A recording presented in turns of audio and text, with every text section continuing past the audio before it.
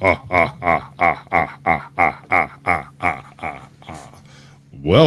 to Christmas with Sasquatch. Yeah, no, it's not even going to be that kind of a shindig. We're doing something totally different. You look so amazing in that sundress. Wonder what you look like when you're undressed. I can see the future in your eyes. You know I would never tell you lies. I just wanna see you smile, so stick around a while, baby. I see your man blowing up your phone, telling you that you need to come home. If that clown, he ain't about a thing. Look, I don't see no engagement ring. You said that he did you dirty, so what's the harm in flirting, baby? Cause your boyfriend's a bitch, he ain't shit, he can suck on my dick. I ain't with all that shit. Why he do you like this when you're home all alone? Why he out fucking around with them hoes? Cause your boyfriend's a bitch, he ain't shit, he can suck on my dick. I ain't with all that shit. Why he do you like this when you're home all alone? Why he out fucking around with them hoes? All your friends tell you you need to let go. Seem like he still got your ass in check though. You ain't never cheated on your mans, so why the fuck do he still got your hand? Girl, you could do so much better. He ain't even got no cheddar, baby. He just trying to cuff you like the 5-0. I just wanna see you live your life though. I just wanna see you sing and dance. Don't wanna see you held down by your mans. Tons of men could do you right. Leave that little bitch tonight, baby.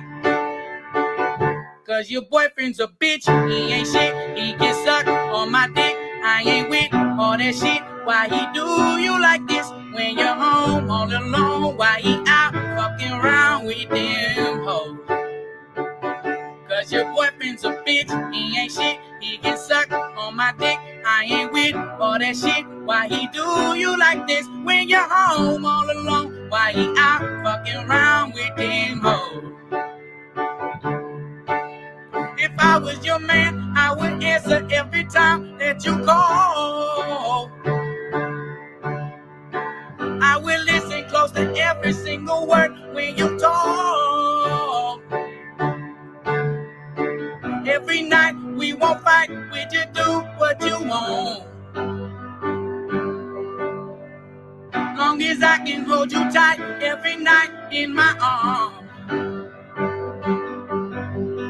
I just wanna hold you tight, I just wanna keep you warm. Cause your boyfriend's a bitch, he ain't shit, he can suck on my dick. I ain't with all that shit. Why he do you like this? Why you home all alone? Why he out fucking around with them hoes? Boyfriend's a bitch, he ain't shit, he can suck on my dick. I ain't with all that shit. Why he do you like this when you're home all alone? Why he out fucking around with them hoes? When you're home all alone, why he out fucking around with them hoes? Good evening, ladies and gentlemen. Welcome to the turn of the year. No, that's all wrong. What's up? We got you. How you doing? Hi, how you doing? He's actually here. I wasn't lying. And that's dedicated to all the couples out there. There might be something a little wrong with me. I'm not sure. Snark and sass boopies. Let's roll back through chat right quick. Let's see who we got. Oh, we got Let's Go. It's his actual channel name. I can't really help that. But Miss has joined the chat. Does she qualify for one of them there medals? We got Let's Go with the gold, Swiss Nope. Miss silver. She doesn't. She does so. Nope. She's not here. You don't qualify. Ben T gets the bronze. The first one that counts. How about them happy horse crappies? Melvin. You ever met that chick? Claiborne County Transparency has joined in. It's good to see you, bud. He's everywhere, all over the place, both sides. Welcome in, Gregory. We got Dub Wubs on your end. It's good to see you, bud. Was that Frank Perez? On the way home. All right. DJ is? No. Hey, No? Lo, there's my hoe. Oh, ho, ho. Well, somehow it means something totally different when Sasquatch says ho, ho, ho. Ho, ho, ho. Right? Snark and Sass is in chat. We got Toe for Life actually present. We've got Gregory the Cameraman 1970. Welcome in. Good to see you, bud. Hey, honey, so good to see you. NY Outcast is here.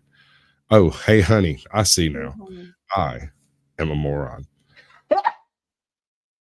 Hey, I've made it all the way to the bottom. How about that? Woo-hoo. Yippee skippy.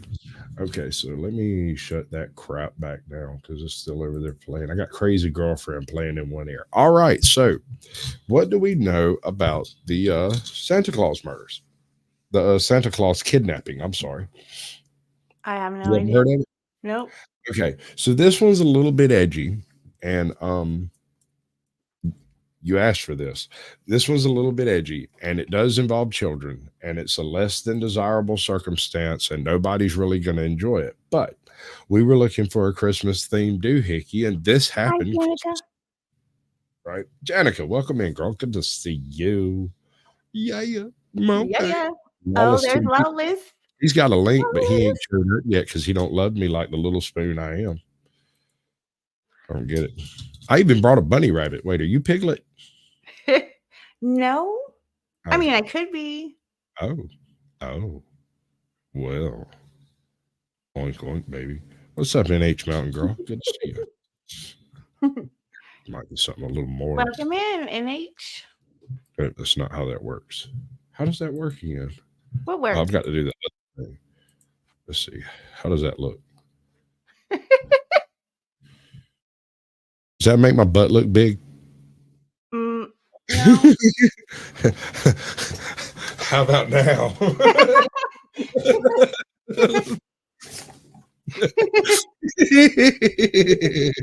All right, we're going to start with the Santa Claus kidnappings, the disturbing case of Amber Daniels. Now, Farlap, welcome in. This is one of those that might upset you a little bit. This is done by the Unseen. Yes, Unseen. All the links for all the videos are in the description. Y'all can go check it out anytime between now and Doomsday. Should still be there at some point. Hey, Asylum. It's the Asylum. And we also have Danny's thoughts over here, although I don't know what they're doing in my head. Welcome in, Danny's thoughts. I find your lack of happy thoughts disturbing. Okay. All right. I think we're going to roll with this. I'm going to do some of this stuff. Right? Nope. This one. And one of these. Right? Because we're high yield, mediocre, and aggressively average. Everything else is dedicated to Captain Curmudgeon. Aggressively average. Right. That says a little bit about me, though, I think. Aggressively average. Yeah, I'm not trying to swing anything major over here. I just want to kind of, putter away at what I'm doing and continue doing it. That's all. I'm not trying to make any waves or surf any waves. Basically. Pressing.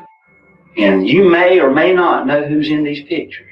Okay? And that's okay. And what I want you to do, look at them. And if you recognize any of them, you tell me. What's up, Fat Daddy? And that only took about 3 seconds. They handed her a stack of photographs and she went, nope, that one. That's the guy right there. Him, that dude with the funny mustache and the funny hat. That's the guy right there. 3 seconds. I think we got a guilty man over here, although it's all. What's up, Dennis Bigfoot? Good to see you. We got Farlap Moves in the chat. I missed anybody. People beat Melvin. What was that? Melvinka or Melvin? No, it's just Melvin. I think he's from Canada or maybe California. I don't know. Huh. I just Melvin. Yeah. In a world where Lawless News TV showed up. Dun, dun, dun. This guy here is the guy that you were with last night. Okay, he's the one that you were underneath the bridge with. This is 10-year-old Amber Daniels. Hours before this footage was recorded, Amber was found on the side of the road, in the middle of nowhere, with 2 other young girls. When police attempt to locate their parents, they learn that all 3 children are part of the Daniels family, a household known for fostering many kids. But when police arrive at the home, the front door is wide open. What they discover inside is one of the most disturbing home invasions the state of Georgia has ever seen. Yeah, this ain't terrible far away from me, by the way. It's less than an hour away. So homie's out there and he's still crawling somewhere, and it's terrifying. Deep Johns! Deep What's Jones? up? Deep Johns! Deep Johns! It will launch a statewide manhunt for the mass murderer known as the Santa Claus Killer. Must have had 100 law enforcement officers and agencies coming in helping us search. This is the most agents I've seen. 10-year-old Amber Daniels, kidnapped, abused, along with her 2 younger sisters, but she survived, outsmarting her captor. She went on to solve her own case and made sure the man responsible would pay for what he took from her. Sasquatch approves. Absolute boss tier content right there, bud. I mean, it's hard to deal with, but at the same time, it's good to know that even children have a backbone when the time's right, you know? So they said when they got to the house, it was just disturbing, but they didn't continue. So, like, was everybody They're going to continue. Okay. It's the highlight reel. You know how they do it. Welcome to YouTube. Hi, I'm Sasquatch. I'll be your tour guide tonight. We will be looking at monsters, mayhem, and silliness. Amsterdam tried to build a utopia. You realize it became a ghetto? and a common reason people vanish without a trace will also be revealed in this mysterious. Oh, I see how you are, old guy. All right, I got you. Old guy Mitch. Yeah, he'd be showing up over here because he loved me because I'm his big spoon. We cuddle together sometimes. Me, him, and Topher life, you know how it is. We stay warm. Hey, I mean, I can take care of myself. So. Oh, you strong, feminine woman. What don't need no man? No. Oh, okay. Nana 9 Acres, welcome in, girl. Good to see you. Need and want now, are 2 different things. Yeah, wouldn't mind having 4. No.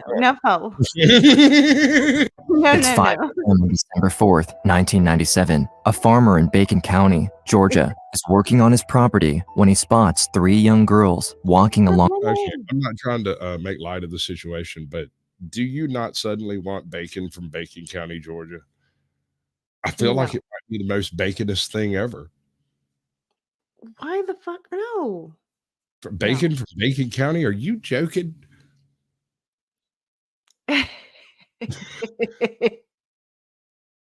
He was the closest. Yes, you ran his fingers through my hair. That's right. On the side of the road, he goes over to them, asking if they are okay, when he notices they're barefoot with only pajamas on. One of the kids say they are from Santa Claus, Georgia, a small town 50 miles. Santa Claus, Georgia is a place. I've been there. I delivered windows there. But I want to say, what evil lurks in the hearts of men? The shadow knows.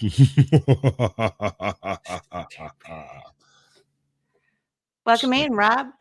Hi. Shadow. Rob. Welcome to the Shadow. show. Good to see you, buddy. Jason Gaudet. Gaudet. Gay dude. I don't know how to say his name right. No, it's not gay dude. What are you talking about? Oh, we get cuddly too. It's okay. It's north. The man, realizing the children are far from home, quickly calls 911 and alerts them of the kids found alone near his property. The Bacon County police arrive at the scene and take them back to the station, asking where they live and what happened. The 10-year-old, Amber, says they're sisters and part of the Daniels family and gives them her home address. Deputy Sheriff Mike Harlan is sent to the children's house to get any information he can. I expected anxious parents, or at least a mother, or somebody meeting me at the door. But when he arrives, everything is hauntingly quiet as Deputy Harlan makes his way towards the home. Now, for those of us who have watched true crime, we all know this is what they call a red flag. When you show up to a house that's supposed to be full of people and there's not hiding a hair of them, and you already found 3 of their youngins, this is not good. I don't We call anybody New York outcast. I'm just saying. I We fix call it that myself. a Smoking clue. A auditor, clue. what's up? What? Huh? Smoking auditor. We call that a clue, God damn it. Oh. Keep up with the freaking show. We're already 15 minutes in. What I'm are you in gonna the do? chat. I'm so sorry. Stop apologizing. Okay. Stand up straight. Put your hood I back am on. sitting up straight. Stop What? slouching. Home, he notices the front Hi. door is open. The officer loudly announces his presence, asking if anyone is home. No response. Upon entering, the sound of an alarm clock radio, a home security system beeping, and a baby crying immediately become louder. As Harlan walks further into the home, he sees something moving underneath the table. It's a little boy. Silent and in a state of shock, the boy quietly signals the police officer. He really didn't say much of anything. He kind of pointed toward the bedroom. There appeared to be blood on the frame of the bedroom door. Harlan very gently pushes the A clue. A clue. A clue. Blues, clues, blues, clues. Let me see. Lemmy the pacifist. What's up, Lemmy. bud? You know, yeah. Angel NFL What's 2.0. up, Angel? Much love. Merry Christmas. Happy The holidays. smoking auditor. Yeah. Okay. We got everybody. the door open. When he enters the room, he discovers the body of a young woman, motionless on the floor. The police officer takes another step inside and notices 2 shapes on the bed. It doesn't take long for him to realize that 2 more bodies, an adult man and an adult woman, are lying underneath the sheets, not breathing. Next to them, he sees a baby crying. The deputy Brandon checks the rest Mitchell. of the house, Welcome in. discovering another horrifying scene in one of the kids' rooms. A little boy lays motionless in his bed, blood around him, dead. Not knowing there was a shooter on site, I grabbed the baby up, grabbed the other little boy up in my arms, and we went back out the door. Back in the police station in Bacon County, investigators ask the 3 little girls what happened to them. Amber, who is the oldest, starts to tell her story and reveals a name that will change everything. She tells them that she was taken from her bedroom earlier that night by a man named Scott. The year is 1995. Amber is 8 years old and lives with her biological mother, Kim, who is a recovered alcoholic. Growing up, Amber and her siblings were routinely placed in foster homes as her mother was unable to take care of them. But throughout the years, Kim was determined to better her life and become sober to provide a loving, supportive home for her 3 children. While attending Alcoholics Anonymous, she meets another What's recovering alcoholic, Danny Daniels, and they fall in love and start a new sober life. They had quit drinking.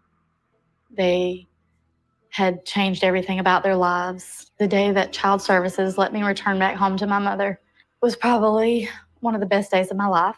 I ran to her arms, and there was a man just standing there, open arms, and welcomed me into his house and wanted to love me just as much as my mom.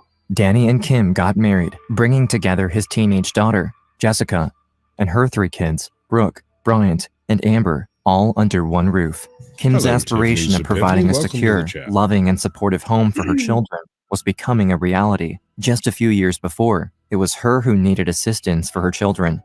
Now that Kim was sober with a stable home, she was eager to give back and open her doors to foster children, creating a nurturing environment of her own. Merry Amber Christmas, remembers Mr. from a young Scabs. age how her family started to Welcome, welcome George. foster children. It was so exciting to have kids to play with. One of the first foster children the Daniels welcomed was a young girl named Joanne. I just knew that she was going to be my best friend. She was the same age as I was. She was so nice, and Happy I holidays, just loved her Tiffany. red hair. Joanne Hey, Lawless, I can only assume that you haven't recently checked your email, because if you had, you would be right here. Or you would be busy. Either way, it's good to have you. Says your goat. Joanne's final Do what? Where? Says your Where? goat. Hello, hello. Welcome in, bud. Where's his name? I want to highlight it. I'm gonna put it on the TV like this, like boom. That's the way I do it. No. Biological mother would be allowed to come over for visits, often accompanied by her son, Jerry Scott Heidler. Jerry, or as the kids referred to him as simply, Scott, was 18 years old and was very friendly with all the kids, playing games with them, jumping on the trampoline, and even teaching the children how to fish. I can remember him giving Okay, me where did he piggyback come from? I rides, missed it. putting me on his shoulder. Biological mother would be allowed to come over for visits, often accompanied by her son, Jerry Scott Heidler. Jerry, or as the kids referred to him as simply, Scott, was 18 years old and was very friendly with all the kids, playing games with them, jumping on the trampoline, and even teaching the children how to fish. I can remember him giving me piggyback rides and putting me on his shoulders. Jerry was so much fun. He would always play with us, and he seemed to be very loving and kind. He seemed like any other normal person that came in and out of our house. But one day, Jerry stops coming over. 2 years go by, and his sister Joanne has gone back into her mom's care, leaving the Daniels behind, and neither Amber nor her family have heard from Jerry since then. It's now 1997. The Daniels have a full house, with 3 foster children added to their original 4. As the holidays approach, they look forward to a festive time together, as the family has already put up their Christmas tree. It's December 4th, only a few weeks before Christmas. Amber is sleeping peacefully like any other night, when suddenly, she's woken up. Even though she hasn't seen him in years, the little girl recognizes Jerry. And he's yelling at me to wake up, you've got to wake up. Amber is in shock. In the distance, she can hear her siblings crying from the other room. Jerry tells her they must leave the house immediately. I was frightened and scared, and hearing the girls crying, I didn't know what was going on. Jerry grabs a hold of Amber's arm and rushes her down the hallway. The little girl is very confused and asks him where her parents are. He tells her that her mom and dad are not in the house and that they've already left with the other children, and they've told him to get her and her 2 other young sisters, Amanda and Brooke. But just before they leave by the front door, Amber turns around and sees her 4-year-old brother, Corey, hiding underneath the kitchen table. In the distance, she hears her baby brother Gabe crying. Why are we leaving them? Why are we leaving them? He said, your mom and dad's going to come back and get them. Jerry was always good to us, so it felt okay to leave with him. They all get inside his van. Thank you, hey, He honey. tells them he's taking them to their parents. Hey, honey. Do what? Huh? What? What? Where? What did you say? What? I can't hear you. I have a slut ear infection.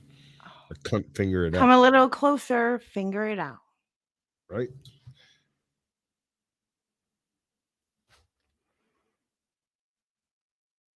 Recording and posting in portrait mode? Not that I'm aware of.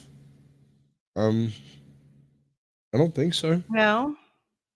Everything's normal. I mean, I'm using a slightly different format, but I don't think that should make a difference. Should it? Kid in the van, red flag. I don't know, man. Leaving the little boys behind, red flag. Yeah. Well, I mean, they were children. No, I get it. But I'm saying even before get in the van, just the little boys being left behind, red flag. Yeah, no, get in the van is a big old red flag. That's not a. So go over where we are or where we started up to where we are for those that are just coming in. All right, so we're recapping. Is that what you want to recap? Yes, a recap. My Okay. So basically, what we've got is the mother couldn't have the kids, and so the kids were with foster folks. The mother had a nephew, friend's son, something like that was hanging around with her and would come over and help her teach the kids to fish and do other kid stuff and whatnot. And then apparently one night, this guy, Scott, allegedly shows up on Christmas Eve, stabs everybody in the master bedroom, and then kidnaps the 3 little girls and runs off with them. So it's the disturbing case of Amber Daniels, otherwise known as Santa Claus kidnapping, right? Right. And what is it? 95? 98, I think. Okay. Very 97. December 4th, 97. Okay. My bad.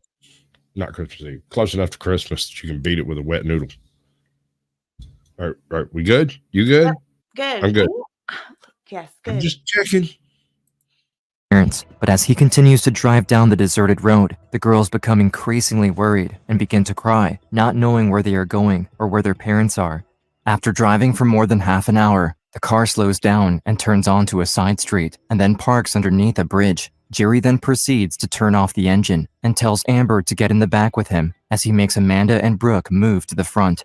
And so now I'm getting a little more scared at this point because now I'm confused. What's going on? The man proceeds to remove his clothing. Amber notices a knife in his boot and a gun on the floor of the vehicle. He then forces himself on 10-year-old Amber.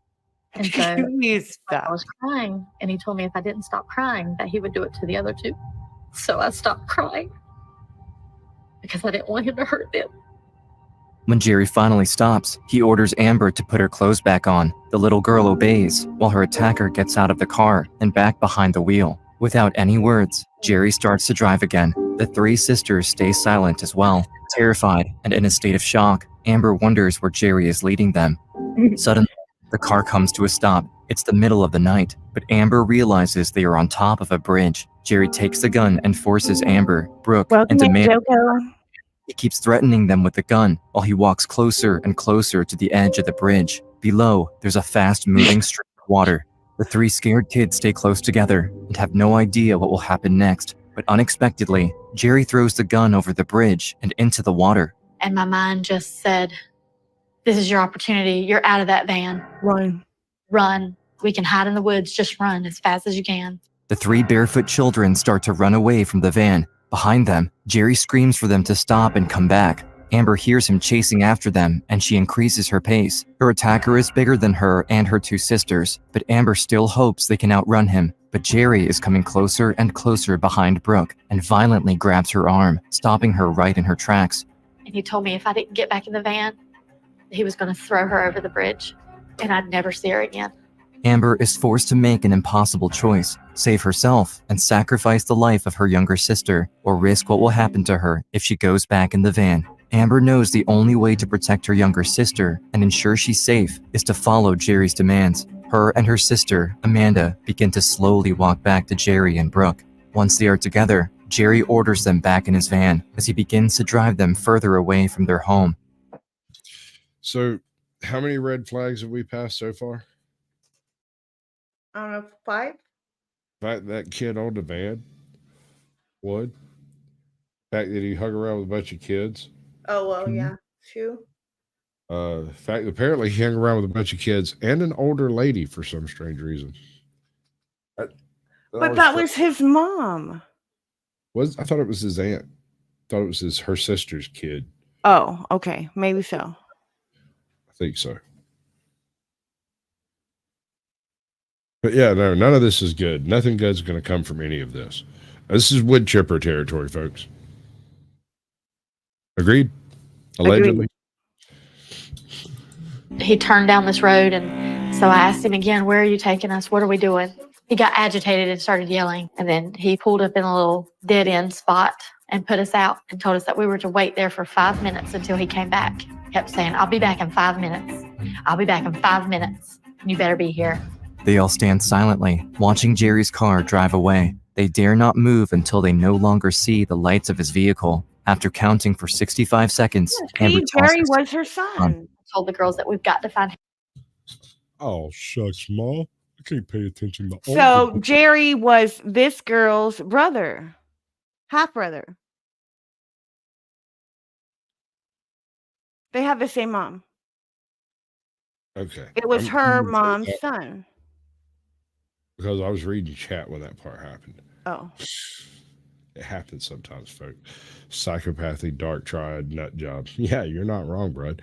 Wood chippers. Yes, this is the answer to this solution to this question. Help. We've got to tell them what's happened. We've got to find our parents. We've got to get back home. As they run along the road, they see a secluded farmhouse in the distance, but all of a sudden, car headlights beam right in front of their path. So I made the two girls jump down in the ditch to try to keep from being seen. And the car slowed down, and I knew that we had just been caught. Our lives were over. Amber is petrified. A man emerges from the car, but it's not her attacker. Instead, a local farmer steps out and immediately offers her assistance. Amber breathes a sigh of relief, urging her sisters to come out from their hiding spots. They are ushered to safety. The man contacts the police, and the local sheriff arrives and takes the 3 girls to the police station.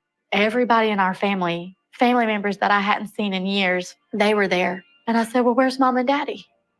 And Corey walked up to me and said, they're dead. And I said, stop lying. I said, that's not true. But Amber looks around the room, seeing the adults and her distant family members all quiet. She knows what her little brother is saying is true. Her mother is no longer alive. After everything she went through in the night, Amber is in a state of shock, and now learning her mother and stepfather are gone, she begins to cry. But Amber knows who did this, and she wants to make sure he is captured and brought to justice. She tells officials the crucial piece of information, the name of the man responsible, Jerry Scott Heidler. He is the brother of one of the foster children and would come by to the Daniels family often, playing with the children and expressing unwanted romantic interest to the teenage daughter, Jessica. Police search for any information they have on Jerry and find he is already in the police records. Due to his prior arrest on a DUI charge, they have his mugshot in their file. Investigators then present Amber with a series of photographs, seeking confirmation of the man responsible for her abduction. I got about 6 photographs here. And you may or may not know who's in these pictures, okay? And that's okay. And what I want you to do, look at it. All right, Smoking Auditor, I need you to go out back, go ahead and form up that wood chipper. We'll be with you in just a minute. And if you recognize any of them, you tell me. They just showed me a picture. Is this the guy? And I said, yes, this is Scott Heidler. In order to build the case against Jerry and find out exactly what happened that night, Amber is asked to walk through the events of the night and bravely recount exactly what Jerry did to her and where he went. And I had to show him where the dirt road was that he had taken us. And I remember telling him everything that he said and everything that he did. With the information Amber provided, police go back to the Daniels household and meticulously gather evidence from the crime scene, collecting fingerprints, a cigarette butt, and DNA samples. Investigators believe that earlier that night, at around 1 a.m., before Jerry abducted Amber and her 2 younger sisters, he infiltrated the Daniels family home through a back window. He then went to the oldest daughter's room, 16-year-old Jessica, and attempted to make advances on her. Detectives believe she must have resisted, running to the safety of her parents' bedroom, but then Jerry, having been to the house multiple times before, navigated to the cabinet where the family stored their shotgun. You see, it wouldn't even be out of place. If we just installed one behind every prison, it would just be another blip on the accident radar. You could even have insurance against it. Right? I mean, come on, it's not like it's actually hurting anybody. Gun. Seizing the firearm, Jerry proceeded to enter the parents' bedroom, murdering 16-year-old Jessica, the 2 adults, Kim and Danny, and 8-year-old Brian, before running out of ammunition. He then entered Amber's bedroom and took her and the sisters. With all of Amber's details and their physical evidence from the crime scenes, they have enough information. All I'm saying. So the only reason those 2 little baby boys are alive is because he ran out of ammunition. He hid. They hid. They didn't interfere. And he ran out of ammunition. But people ain't exactly as easy to kill as you might think. You start popping caps and splitting wigs, and you don't properly split the wigs, they don't stop moving. No, I get it. I get it. I mean, moving targets are hard to hit. Yeah, that too. Oops, I accidentally shot him 7 times in the back and once to the back of the head. My bad. These damn cheap Chinese pistols, you know? Information to make the arrest, but Jerry is still evading capture, nowhere to be found. Police use all available resources to track him down. I have never seen so much officer presence. Investigators suspect he might be hiding in his mother's home in Alma, Georgia, only an hour from the crime scene. Several police officers are en route to Jerry's mother's address. However, upon their arrival, there is no sign of him anywhere. Their search extends around the outside of the house until they finally discover him hiding under. All right, we're going to run it this way, bro. This is going to be just one little second. Oops, wrong button. All right, say something, bro. In a world. Close enough for government work. In a world. In a world where lawless shut up. Something wrong with Ooh, I'm next to my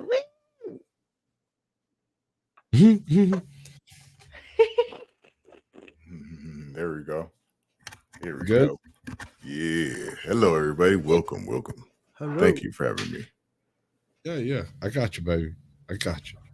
What you up to? What you been doing? Had a little live stream a little while ago. I saw that. I appreciate you for coming in there. Thank you so much. Chilling. There you go. Thank you. I didn't see you there, unfortunately, but thank you. You're good. Ajot's been busy, huh? You've been busy, Ajot? She always busy. Yeah. That I'm girl's just- crafty. What? No, I just had a friend, Jose, come and, say hello. Got you. Jose Okay. Cuervo. Oh, that makes sense now. I like to drink you with some Which is making me hot. Okay, come on, let's go. Keep going. Underneath the floorboards in a small crawl space, Jerry Scott Heidler is charged and arrested with 4 counts of murder, 3 counts of kidnapping, and burglary. He didn't resist. He confessed to it, admitted to it, and he said it was like a dream to him. As Jerry is in prison awaiting trial, Amber is processing the tragedy that happened to her family. She has lost her mother, father, older sister, and younger brother right before Christmas. Christmas was a big part of our family every year. That was our thing. But Christmas this year, would when be the fucking ruined for the rest finally of the world. comes, there is no celebration. Right? I mean, there's no coming back from that. Like, no, man. I don't see it. What do you think? You think Christmas is fucked up the rest of existence? Well, how could it not? Unless she threw him in a wood chipper. What's up, John? Good to see you, bud. Welcome in. Good evening, John Blanchard. What we got going on in the poll? We're not there yet. We're gonna let it run a little longer. Celebration, no cheer, only grief. That's when the realization hit. They weren't coming back. August 30th, 1999, the trial for Jerry Scott Heidler begins. Amber is now 13 years old, and her interview is played during the trial and used as evidence against him. The whole community is emotional, devastated by the traumatic incident that went through their small town. It only takes the jury 20 minutes to come back with the verdict. We, the jury, fix the sentence at death. On December 2nd, 1999, Jerry Scott Heidler is convicted of 4 counts of malice murder, kidnapping, aggravated child molestation, and burglary. He is sentenced to death and currently remains on death row. That's the only time that I witnessed Jerry Heidler showing any remorse. He dropped Like, his head. currently, to this day, currently? Get out and couldn't hurt anybody else. I was perfectly So fine. 24 fucking years he's sitting there? After the tragedy. Today, Amber is not letting her past define her, determined to live her life to the fullest. Amber's mother overcame personal struggles to ensure her children would grow up feeling loved. Now, Amber has started a family of her own. She pours love and attention into her child, making it her mission to recreate the nurturing and beautiful home life her own mother worked hard to build. Knowing that I get to see him grow up. I miss that with my mom. Hello, generally specific. He is my future. All right, we have our participation trophy of the night. Generally specific wins the participation trophy. Because I like that. That tickles my pickle. We enjoy I'm that. sorry for your loss, Lemmy. That's terrible, bud. Sorry. We got about 3 minutes left over here. Not quite 10 minutes. A little longer than I thought it was. Is the future for me. I pray that he never has to go through anything that I ever went through as a child. I pray that he has the good days that I had. I would do anything for him. Amber realized that what happened to her as a child was not her fault, letting go of the anger from her past, knowing it doesn't create love for her family in the present. I'm at a point in my life that if I could go tell him that I forgive him for what he did, I would. I can't change the past, but I can make my future better for myself, for my family. If I'm going to hate him for the rest of my life, what's the point? I will always be the better person. Somehow I don't think that's a really high bar to set. Right? Because we'll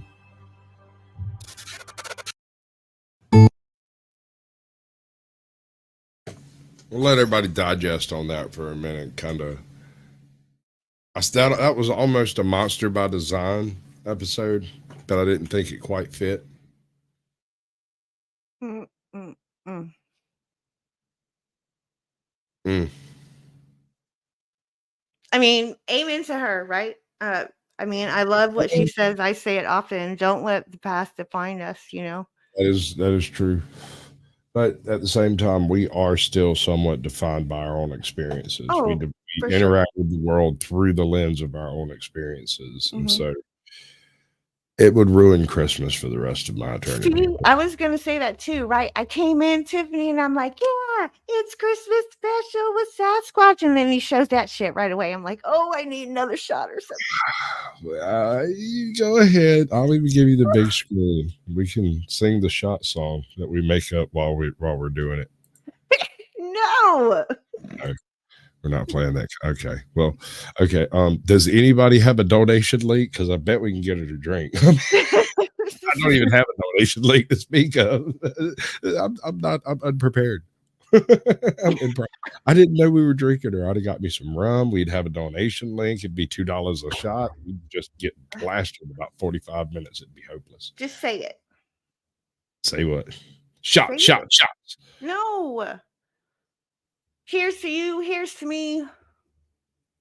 And may we never disagree. What? And may we never disagree. And may we never disagree. But if we do. To hell with you. To hell with you. Here's to me. Here's to me. Oh, wow. Shoot that shit. What is that? Is that a... Yeah.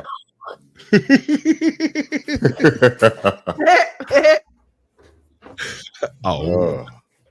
Giggity. I need to turn on the fan. It's getting hot in here. Yes. So take off your rabbit clothes. No. There you go. She is taking her rabbit clothes off.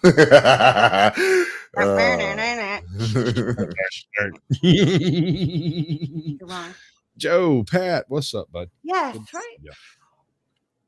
Right. All right. So the next bit we have. No, that's not how that works. That's not how that works either. One of them. Thank you. Wait, do you want to be on top? I want to be in the middle. That's what she said. Now I'm Sam squashed. So here's T-Bird. T-Bird and friends. Something like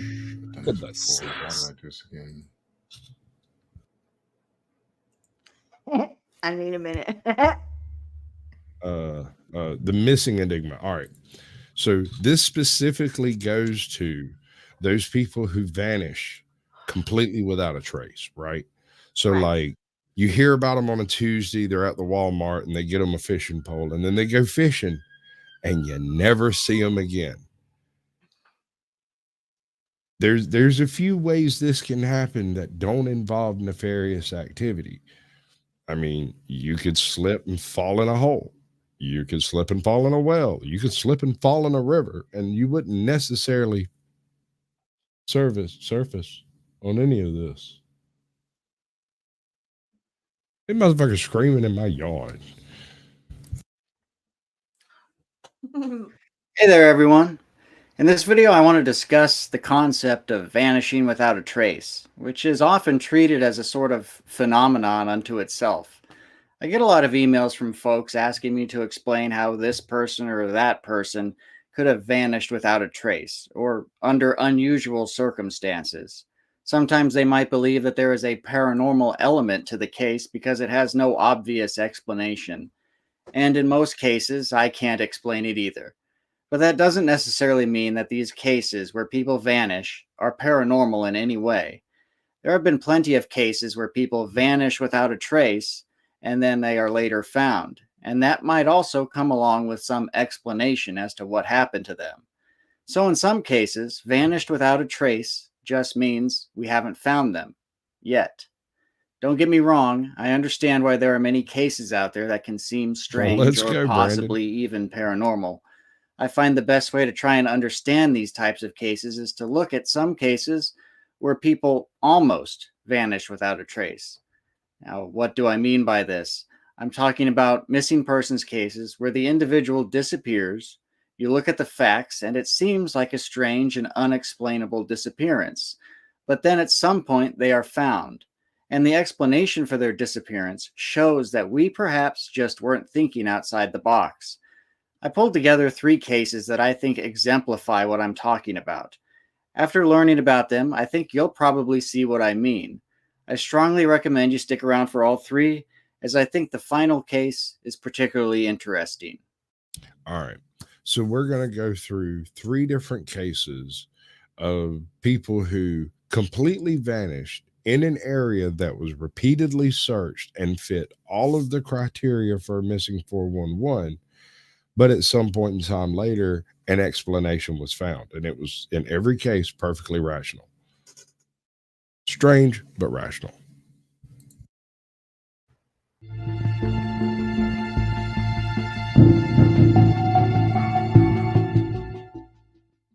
"62-year-old Greg Monroe drove from his home in Victorville, California, and into the New York mountains within the Mojave National Preserve on October 18, 2013. His plan was to begin deer hunting early the next day and be home by Halloween on October 31st. When Greg didn't make it back by this time, he was reported missing to the San Bernardino Sheriff's Office. On November 3rd, the San Bernardino Sheriff's Office advised National Park staff of the search and rescue near the New York mountains, and to be on the lookout for Greg's red 1995 Toyota pickup truck with a camper shell, which was last seen near Pinto Mountain. Greg's truck was found the next day on November 4th, exactly where they expected it would be, near Pinto Mountain. His truck and campsite was found as if it had just been set up, with most of his food still there, suggesting that whatever happened to Greg, it happened early in the trip. His truck was locked and the campsite seemed undisturbed. The search for Greg consisted of up to 70 people, including helicopter crews. Both the sheriff and the NPS participated in the search and scoured the region. The sheriff's spokeswoman described the location like this: Oklahoma. "The area is mainly flat, rocky desert with some large mountain peaks." Welcome in, Oklahoma. We got Mr. and Mrs. Knack. Knack, patty North whack. Alabama. So much. Scotty Waddles. Scotty Waddles, these people would be missing 411, except we found out what happened to them, and it's not as weird as you would think. Grades. The search for Greg Monroe could very easily have ended without success, and today we would say that he vanished without a trace, that his disappearance is mysterious and unexplained. And without knowing what actually happened to Greg, I suppose all of those things would be true. I would encourage you to think about this scenario. Greg Monroe, he arrives in the desert, sets up camp, and almost immediately disappears. The area is open, mostly flat, with some rocks and brush. What do you think could have happened to make him disappear in an area like this?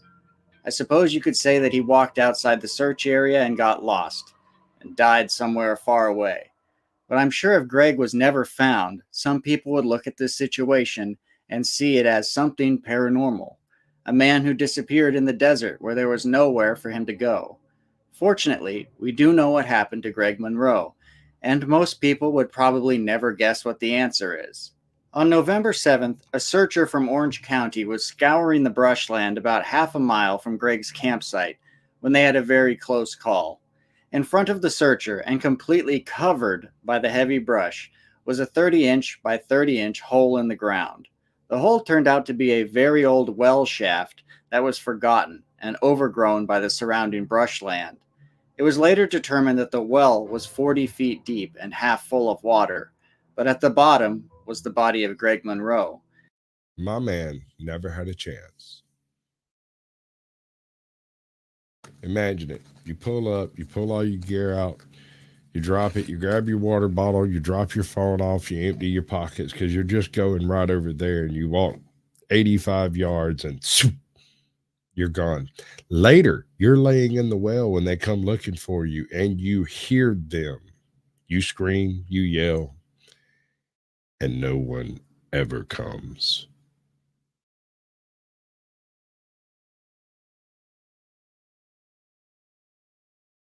It appears that Greg was scouting the terrain around his campsite shortly after his arrival in the area. As he wandered around, he fell right into the well shaft that was near impossible to see. Once Greg was in the well, there was no way he could have gotten out. Reports do not mention the official cause of death for Greg, only that his body was found in the well. Truly a sad and tragic accident to happen to anyone, but Greg's story illustrates a point that sometimes the explanation for an unusual disappearance is something that you may not have considered before. Most people who walk around in places like the Mojave National Preserve probably don't think that the next step they take might send them tumbling down a 40-foot well shaft. And looking at the pictures of this shaft, you can see that if searchers had not discovered and cleared the brush from this well, Greg Monroe may never have been found. His name could have been added to the list of disappearances that have no obvious explanation, and would probably be added to the list of missing 411 cases. Oops. Cases such as this are useful to get people thinking outside the box when it comes to explanations for so-called unexplainable missing persons cases. Let's check out the next case.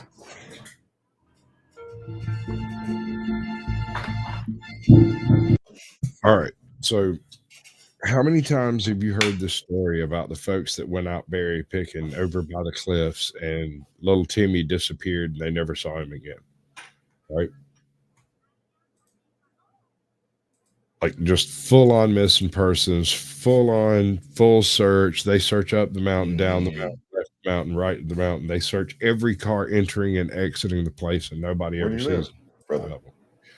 This is one of those situations.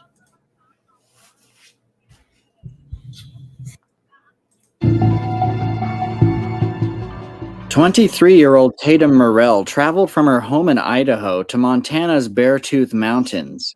Tatum was an engineering graduate student from Montana State University and also an avid and experienced hiker who was planning to climb 5 mountain peaks in the West Fork of Rock Creek. So, to the point, this woman is not an amateur. She may be an amateur, but she's a very skilled amateur. She showed up with the intention of hitting 5 peaks in a couple of days. This was Tatum's first trip to the Beartooth Mountains. It was not her first experience with this type of terrain. She backpacked into the area and camped at Shadow Lake on Thursday, July 1st, 2021. That same evening, around 8 p.m., she contacted her family via an inReach satellite communicator device to let them know she was okay. This would also be the last time anyone heard from Tatum Morell. Sometime on July 2nd, Tatum left her campsite and did not return. The search for Tatum began on July 5th and involved multiple search and rescue and law enforcement agencies, dog teams, helicopters, ground searchers, and others. The terrain of the area was very rugged, rocky, and generally difficult to navigate. What's up, Tatum's Daily orange Dan? and gray Good to tent see was you, bud. found still set up in the Shadow Lake area. Knowing that Tatum was planning to hike up a number of different peaks, searchers focused their efforts on a number of different areas and routes, including Sundance, Bowback, Castle, and Whitetail Mountains. At night, helicopters used infrared cameras to try and spot her. All right, hold on a second. Whitetail, Sundance.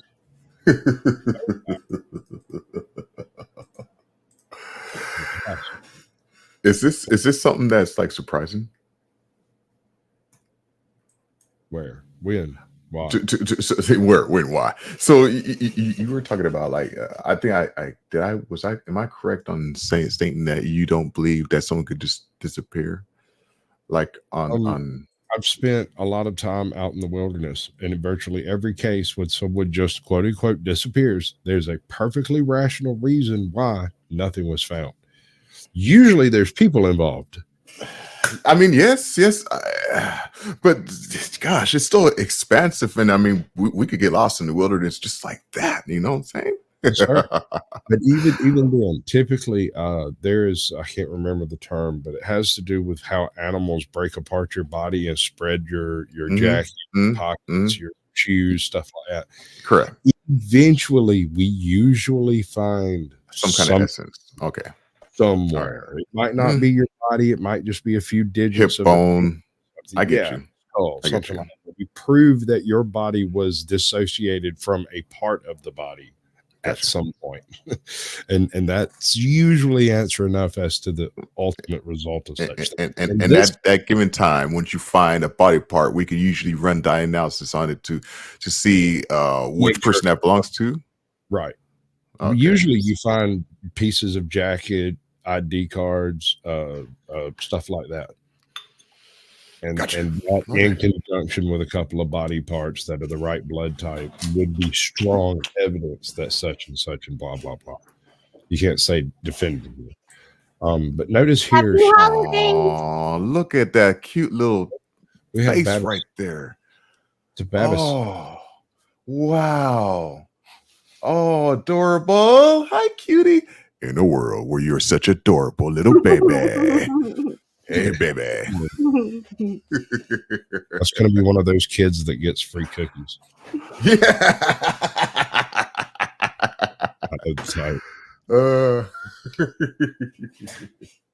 Free cookies in a world where babies get free cookies. Anyway, so she's camping down here, and her first day, she's either going to Sundance Mountain or Bowback Mountain.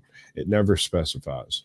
They find her, if I'm not mistaken, somewhere along this ridge here. Apparently going up to Sundance Mountain would be the guess. But where they find her is actually kind of surprising. Despite the use of significant resources and manpower, searchers were unable to find any trace of Tatum Morell in the area. Wow. Now, quite a few people may remember this case because it was well publicized at the time.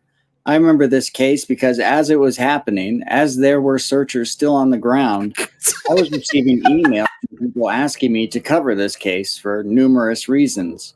Among them was that it was a missing 411 case. Go ahead and give them both there. Stop. No. I'm so sorry. I apologize. I'm sorry. I'm not trying to interrupt the stream. It's just I'm looking at the chat and freaking Westside's all she's trying to find lawless. Jill, I was over there in a world with that. You are everywhere. No. I'm not going to hide it. Who am I to keep the people from what they want? Oh my gosh. Oh, she found me. Sasquatch, that's all. She found me. Case currently happening right before our eyes.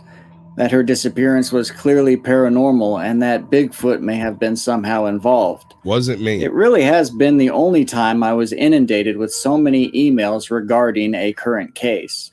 Now, as a rule, I generally try to stay away from cases that are so fresh there are still searchers on the ground. There is simply too much uncertainty at that point. We don't have enough information. Search and rescue hasn't finished doing their job. The sheriff may or may not be investigating. In Tatum Morell's case, the search turned up nothing. But almost 2 months later, in late August, a group of hikers were in the area of Whitetail Peak when they came across some hiking gear. Shortly thereafter, they discovered a boot sticking out from the rocky mountainside. Now, they were aware that there had recently been a search and rescue in the area, so they used a satellite device to contact authorities immediately. They had discovered the body of Tatum Morell. She was located in an area that had been searched many times before, but the problem was that she was almost entirely buried by rocks. It appears that Tatum had been attempting to climb Whitetail Peak sometime on July 2nd, when a rock slide occurred, burying her and also taking her life. Because she was covered up in the rock slide, searchers were unable to see her as they scoured the area. So this is a lesson, ladies and gentlemen. Never climb higher than your guardian angel can fly. Did I take the wrong thing away from that? My bad. Tatum's remains were then airlifted out of the area, and her case was subsequently closed. Like all cases of this nature, it is an absolute tragedy, but also something to learn from. This was a situation where search and rescue probably walked very close to Tatum's actual location. This was also a situation where search dogs were unable to track her scent. Searchers of both the human and canine variety are fallible, and there is likely nothing more they could have done in this situation. But if Tatum Morell had never been found, I am certain some people would be saying that the failure of these searchers to turn up... Hey, don't you cut us no slack. I love my women just like I love my coffee, hot, sweet, and creamy. Any shred of evidence or the failure of these canines to track any scent must be because something paranormal occurred, when in fact it was all due to a tragic rock slide. Now, shifting gears real quick, I want to briefly mention a completely different case. A few months ago, I had a couple of emails regarding the disappearance of actor Julian Sands in Mount Baldy, California. This disappearance was well publicized, likely due to Mr. Sands' status as an actor. But still, to this day, Julian Sands has not been found. It should be noted that evidence of avalanches were seen in the area of Mount Baldy, and the entire search area was temporarily closed due to the threat of avalanches. Why do I bring this case up? Because avalanches and rock slides are real threats that hikers and climbers face. When someone disappears without a trace on a mountainside, like Mr. Sands did, the most likely explanation is probably that he was buried by an avalanche. Can we be certain of this? No, we won't know for certain unless he is found one day. But cases like that of Tatum Morell show us how these events can completely stifle search effort. There's a number I would like to figure out. I would like to know how many people in the world are killed by fish falling over waterfalls. Not rocks, not limbs, just fish, actual fucking catfish, brim, whatever. Were killed by fish? Killed by fish falling off waterfalls. There has to be at least one person who has been killed by fish falling off a waterfall. What? How? By people standing under the waterfall and the fish going over it. But how would it kill them? Caucasian? By hitting them in the head like a projectile. But it's a fish. Yeah.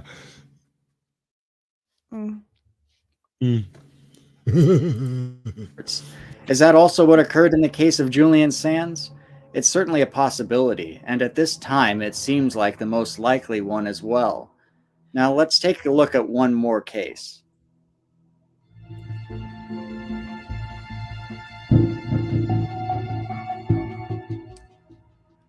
"39-year-old Raymond Jones lived in Salmon, Idaho, where he owned a service station and dairy products distributorship. Raymond was known as an avid hunter and outdoorsman, someone who could take care of himself if he was ever lost. On September 7th, 1968, Raymond, along with two other hunter friends, Ralph Pearson and Dale Baird, was out bow hunting in the Hayden Creek area, some 30 miles southeast of Salmon. The group were in the area looking for deer, elk, and bighorn sheep. At about 1:30 p.m. on Saturday, the group split up and Raymond was last seen hiking up the ridge that separates the east fork of Hayden Creek with the Tobias drainage. Raymond was last seen wearing camouflage clothing, brown boots, and a brown hat. He also carried a camouflage bow and his face was painted to act as camouflage. Okay, so this is where this one starts getting weird. My man's bow hunting. He's a relatively renowned outdoorsman. He's known for doing this kind of thing and not really having problems. So something has to go wrong for this to end badly. And it gets weird. Raymond's hunting companions would report him missing early on September 8th.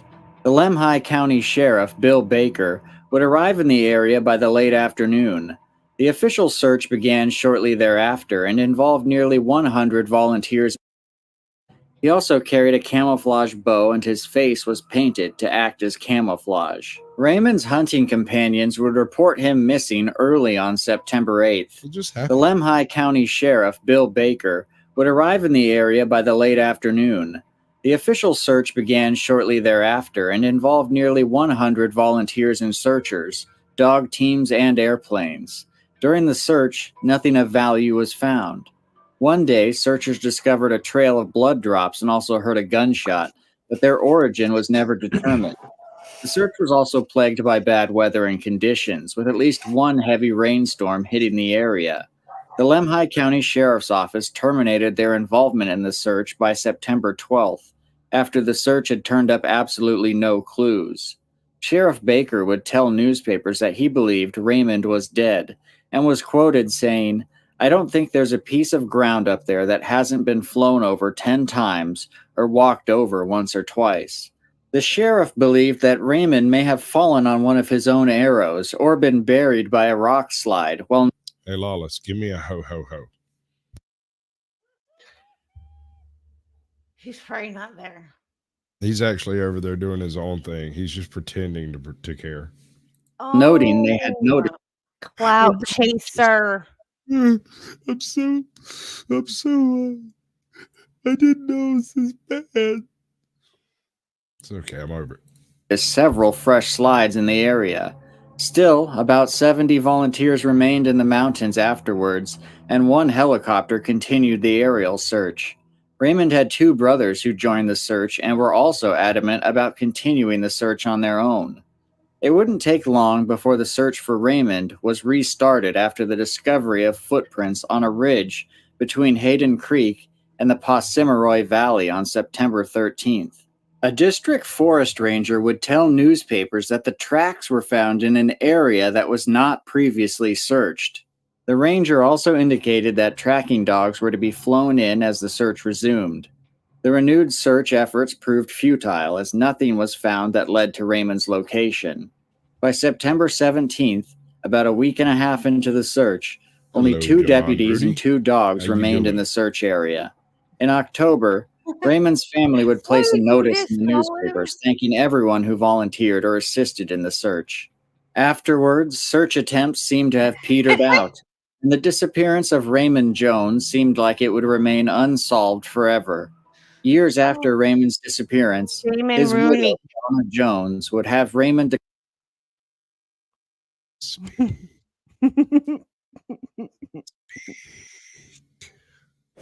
Ooh, what's going on?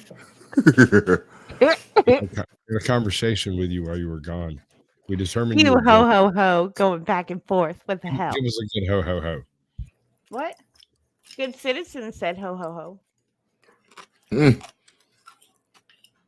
He's over there. He Ho, can't ho. He can't ho or pimp. He ain't worth a damn. He ain't shit.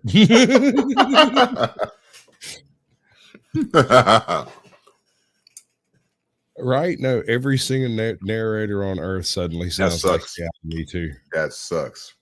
Yeah. That sucks. declared deceased via the Lemhi County courts. 53 years would pass when on September 17, 2021, the Lemhi County Sheriff was informed of a report of found human remains in the East Fork of Hayden Creek. A deputy subsequently made contact with the reporting party, Christopher Williams, via a cell phone call. At the time, Mr. Williams was still in the area where he had found the remains. Mr. Williams stated that he was bow hunting in the area of Hayden Creek when he decided to take a shortcut from one hunting area to another and happened upon a boot that appeared to have a foot bone still contained within it. Mr. Williams then began to look around the area some more and came across a skull and a femur bone as well. He then found a broken fiberglass arrow nearby. Mr. Williams marked the GPS location of the remains and sent pictures of the scene to the deputy. The deputy told him not to touch You got a anything Santa and suit? leave the area. I don't have a Santa suit. Why not? Because I'm a dilf on a MILF.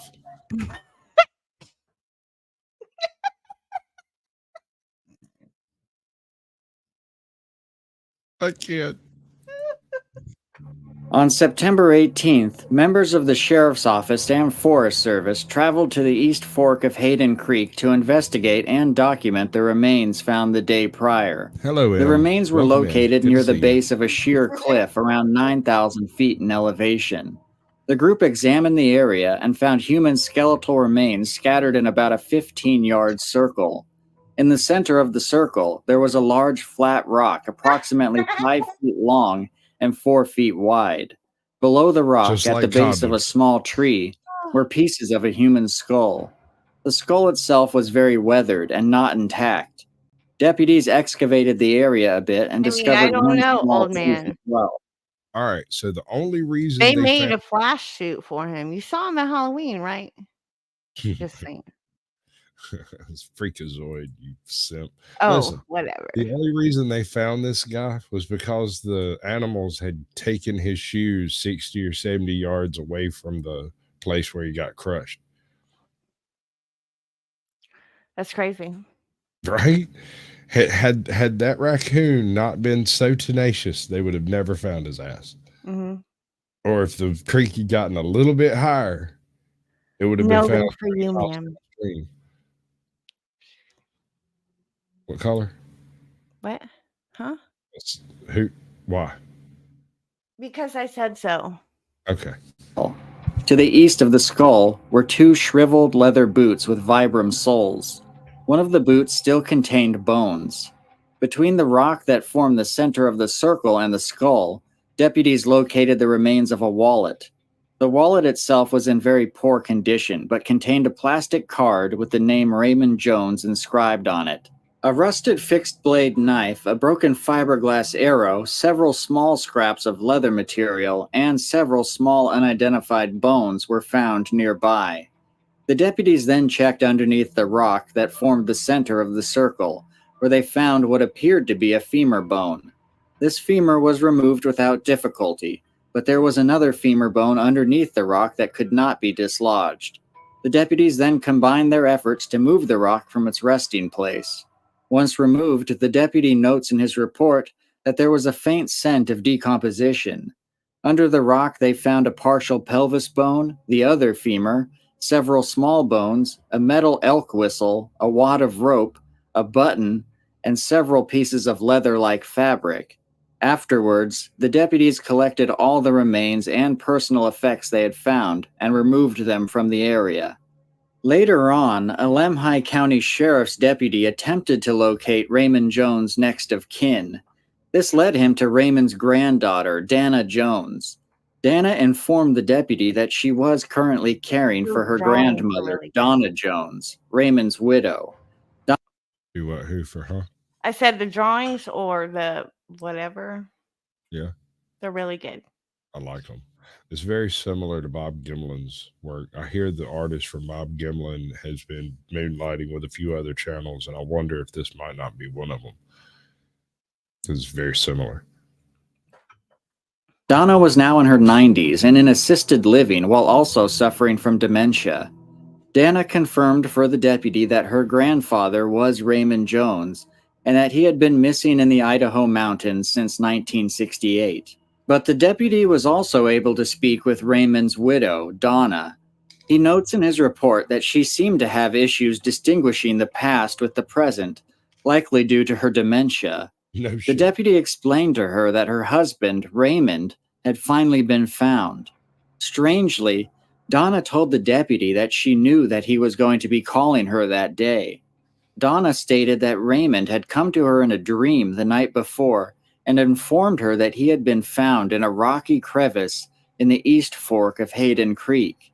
Donna was hoping that the deputy would be bringing him back to her alive, but the deputy notes that she did understand that he was currently deceased. Donna told the deputy that Raymond had been absolutely fearless, and that due to this fearlessness, he would sometimes take unnecessary chances. After reading countless police reports, I can say that this is one of the most unusual and at the same time incredible interviews I have ever seen in a missing persons investigation. Following the interview, the remains of Raymond Jones were transferred to his family. The link will be dropped for After Dark in a little bit. The story of Raymond Jones is really quite fascinating, and while I'm aware this case is considered a missing 411 case, when I look at the facts and evidence, I don't necessarily see anything unexplainable or mysterious going on here, with the possible exception of Donna Jones's premonition that her husband would be found. Raymond Jones was someone who, for 53 years, was considered an individual who vanished without a trace. He disappeared one day. A thorough search turned up absolutely nothing. He just vanished. And then one day he is found. If you've been paying close attention, then you might have developed some theories of your own as to what may have happened to Raymond. The hunter who discovered Raymond's remains noticed layers of slab rock in the cliff above and believed that Raymond may have been trying to scale the cliff when a piece of rock broke off and crushed him. The rock on top of Raymond appeared to match the rock that made up the cliff face. The sheriff didn't seem to advance many theories other than to say he most likely fell. I think they're all probably on the right track. The evidence would seem to be pretty clear that Raymond was crushed by a rather large piece of rock. What is up for debate is how that rock fell on Raymond. When it fell, it likely killed him rather quickly. When the search occurred, I doubt he was still alive or able to call out to anyone. In fact, most of his body was probably hidden under the rock. Because of this, I think it's maybe not so surprising after all that the searchers were unable to find him. You would probably have to walk very close to his location to even see him. Either way, I look at Raymond's case as yet another example of the many dangers of the outdoors. When theorizing about what could have happened to Raymond, I doubt many people even considered that he was crushed by a large rock. Again, sometimes the explanation for a case can be relatively simple, but until it's right in front of your face, you can't really see it. For all three of the individuals we discussed here, had they not been found, we would have said that they vanished without a trace. The searchers and the canines turned up nothing. No clothing or equipment was found. Okay, that's not entirely true. In the case of searching for Raymond, the canines ran up to a location and then stopped. They found him. It's just Right. that there was enough rock there to cover up what they had found. The people didn't see evidence of the guy because he was under the rock. Gotcha.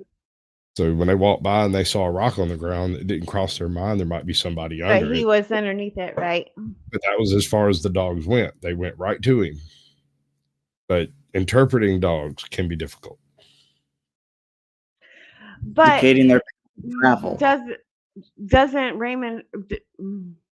I missed part of it because I was with little baby Justice. But does he have a history of outdoor stuff and all that kind of stuff? Like, is that something he would have done anytime? You know, was that a hobby of his? Rock climbing, whatever. We don't get a good guesstimation. We don't get a good look at the environment specific. So saying that it was a good idea or a bad idea to attempt to climb this particular place, evidently it was a bad idea. No, what I'm saying was that something that Raymond has done in the past, gone rock Outdoorsy climbing. and fearless. Yeah. Right. Yes So, or no? yes. I missed it. Okay. Yes. So why wouldn't they?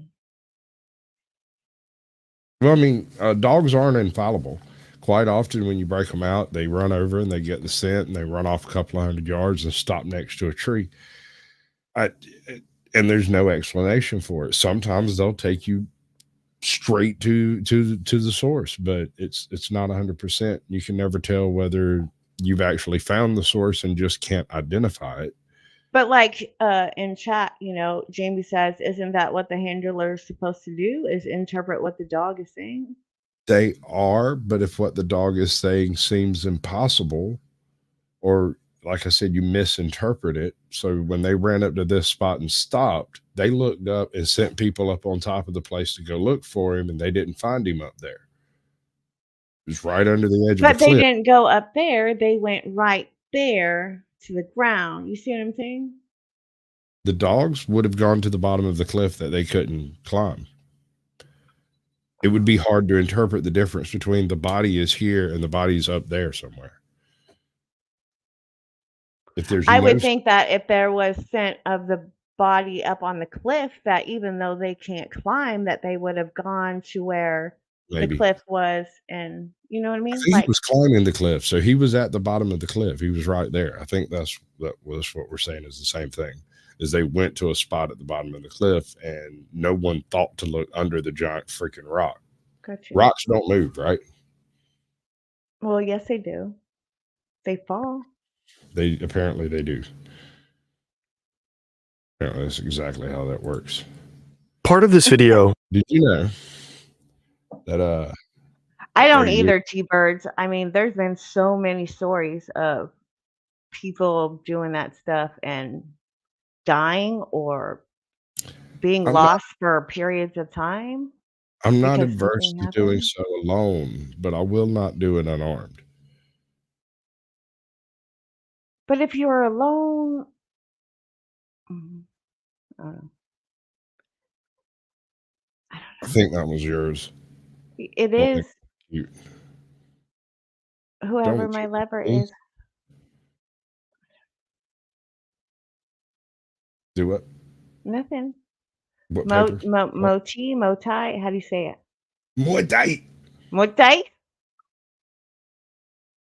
I won't judge you. Don't judge me. All right. So Amsterdam built themselves a utopia back about 20 years ago, and apparently they failed. It turned into a ghetto. Now I didn't know. Sorry. Is it now an ASMR channel? I'm gonna do it. I don't think they like that. I don't like that. Oh, see, they're talking to you. They love your beard, cutie. Not talking to me. I mean, I can maybe. No, I'm just kidding. I sometimes give free beard rides, but it takes a token. Or a coupon. token? Or what? Or a cookie? A coupon. Oh, why not a cookie? Are you making cookies? I have a cookie. Ooh. I mean, if it's for a ride, mustache ride. I don't know. My mustache is sensitive. All right. So, have you ever heard of the mouse utopia? I didn't say it was a bearded cookie. God.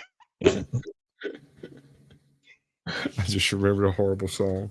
Oh no. Stop it. Just stop. Was sponsored by Squarespace.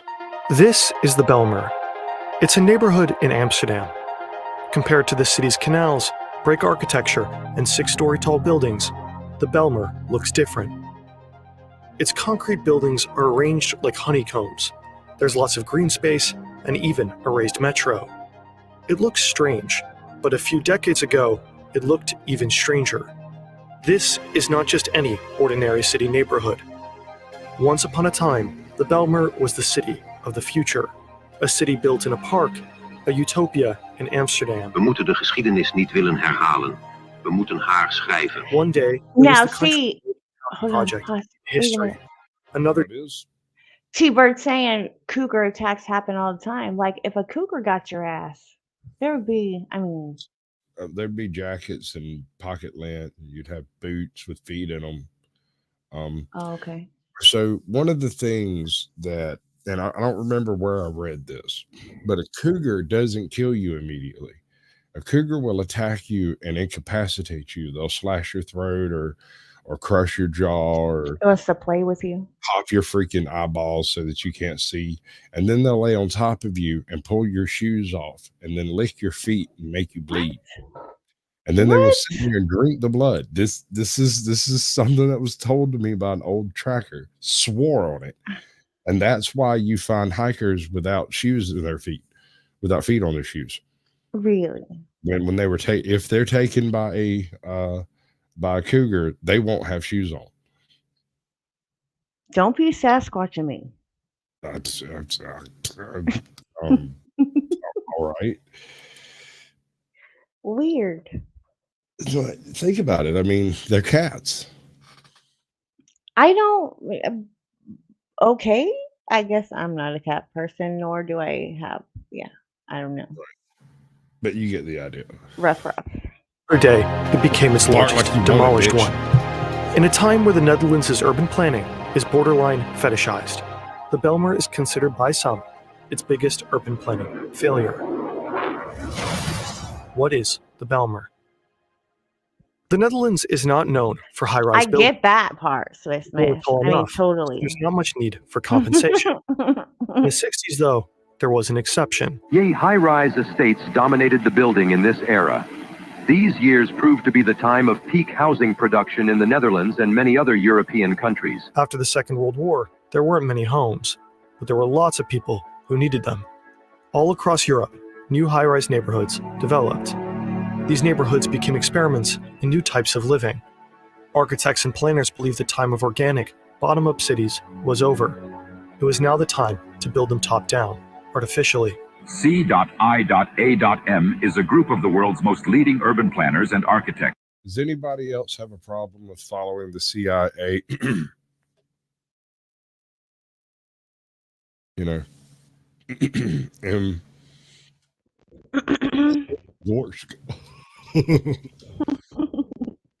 I just knocked over a bunch of crap over here. I'm gonna go clean it up. We have designed the cities of the future. The population is too dense within the historic nuclei of cities. Structures built along transportation routes and around their intersections are detrimental to habitation. The ratio between the size of a population and the land area that it occupies can be entirely changed by the height of buildings. High buildings, set apart from one another, must free the ground. Members of CM believe that the design of cities should divide living, working, recreation, and transportation. This is the model we have created for a perfect city.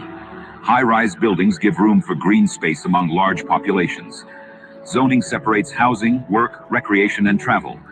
Efficient but separated transportation connects the different zones of the city.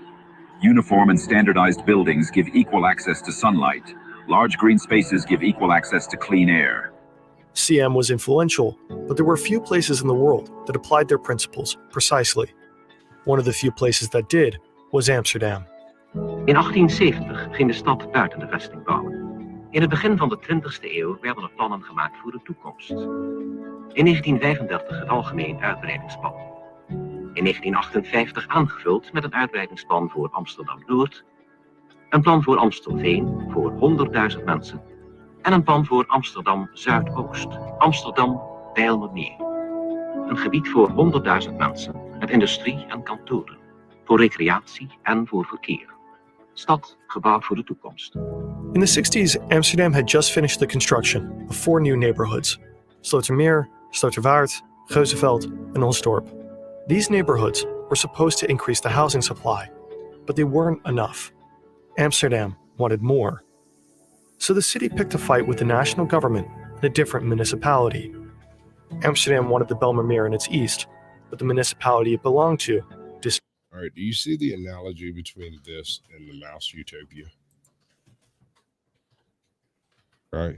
You could pronounce those housing neglects, you know, because the idea was that it was going to be like a super city of the future designed from the very beginning to be an excellent place to live.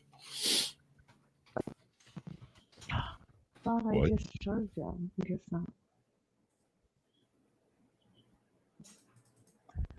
Hello. Okay. I'll listen close. Oh, good. Hot mic, everybody. Look out. disagreed. The other municipality wanted to merge with 2 others to make an entirely new Amsterdam, a bay. The fear was that if Amsterdam grew too large, the distance between the representatives and the represented would be too far. This Amen, conflict Swiss led to the Bijlmer question, a multi-hour-long debate at the national level on whether the Bijlmer should go to Amsterdam. In one reality, Amsterdam lost. The Bijlmer remained in the hands of the original municipality, and the city today would have looked quite different. But in this reality, Amsterdam won. The Bijlmer is the city of the future. As opposed to those cramped, polluting streets in the center, we've built a city in a park. Residential homes are separated from industry, but you can easily get to your work by using raised roads separated from pedestrian walkways. All a working man needs to do is leave his apartment, walk to the parking garage connected to his high-rise, and get into his car. He can do all of this without getting hit by a single drop of rain. Our traditional European cities are cramped, messy, and polluting. We've designed a place that gives you all the benefits of density without the penalties, all the positives of rural life without the negatives. After that long fight with the national government, the mayor of Amsterdam and the rest of the city council were almost in complete agreement. The Bijlmer was not just some buildings that would change. But who would want to live there? I mean, you have the choice between a perfectly acceptable subdivision over in Western Amsterdam or this place, Cabrini Green Jr. over here. I mean, tell me that doesn't look like the place out of Candyman. Look at it. I mean, you can just see little Chico and Belmonte over here selling crack just around the corner. There's at least 2 dead bodies in the pass-through over here. Oh, maybe I'm reading it wrong. We'll see. Change Amsterdam. It would change cities forever. Ik hoop dat Amsterdam snel tot het inzicht zal komen dat we hier bezig zijn met een poging werkelijk iets groots tot stand te brengen. Wat onze voorouders in de 17e en 18e eeuw bouwden, was groots. Wat wij hier bouwen zal het nageslacht, naar wij hopen, eveneens als groot. What our forefathers built in the 17th and 18th centuries were grand. What we are building here, we hope future generations will experience and witness as just as grand. And we're talking about a project, the literal ghetto. Groots kunnen ervaren en beleven. We moeten de geschiedenis niet willen herhalen. We moeten haar schrijven. The Bijlmer's buildings, road networks, bike paths, bus lines, and parking garages were all strictly set from above. The goal was space, green, and light. A key difference between Bijlmer apartments and your traditional Amsterdam one is the amount of room. Our apartments can have 3 bedrooms, a living room, storage, and a kitchen. Old city center apartments sometimes don't even have their own bathroom. Our apartments are an upgrade. By using concrete and steel, we've been able to stack up large apartments for middle-class families. We have all the benefits of a dense, wealthy neighborhood, but with the empty space of a rural one. From the start, the Bijlmer was meant to attract middle-class Dutch families. It was supposed to unlock a new system of living, spacious rooms with semi-public spaces and recreational facilities, all without sacrificing nature. Woningen met extra leefruimte. Goed wonen door meer ruimte. Dubbel zoveel ruimte als in de 19e eeuwse wijken. On the grounds, you could find running tracks, mini parks to run and play around in, ideal for a family. 90.000 mensen in de Bijlmermeer hebben 450 hectare recreatiegrond. Met 10.000 bomen, 2 miljoen heesters, 250 hectare gazon, 25 hectare speelplaats en waterpartijen. Grote Bijlmerparken. Attention, if you or a loved one was diagnosed with not having a personal website, you may be entitled to the best website builder on the planet. Squarespace.com. Hug. In the 21st century, everyone should have a personal website. It's the best hub for presenting your skills, literally the best place to show your work in public. I now receive a decent amount of CVs from people looking to help with my videos. They can be impressive, but in all honesty, they never leave as much of an impression as a personal website that directly shows what that person has worked on. With Squarespace's blogging tools, flexible website templates, and email campaigns, it's never been easier to make your own personal website that stands out in the sea of boring CVs. And check out squarespace.com for a free trial. And when you're ready to launch, go to squarespace.com/hoog to save 10% off your first purchase of a website or domain. The buildings were 11 stories. The ground floor was used as storage space. This was supposed to give each resident in the Bijlmer an equal amount of privacy. Different housing corporations were responsible for different groups of buildings, leading to slight variations in the monotonous, uniform design.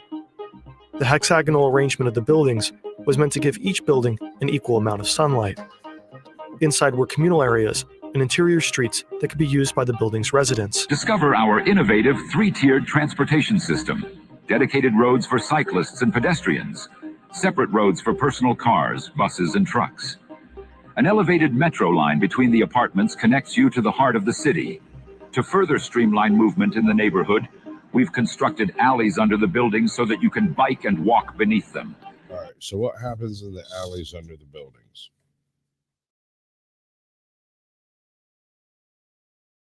I don't know. City. See, this was meant to be like middle class, upper middle class housing with a little bit of low rent housing, but extend, just to make everything spicy.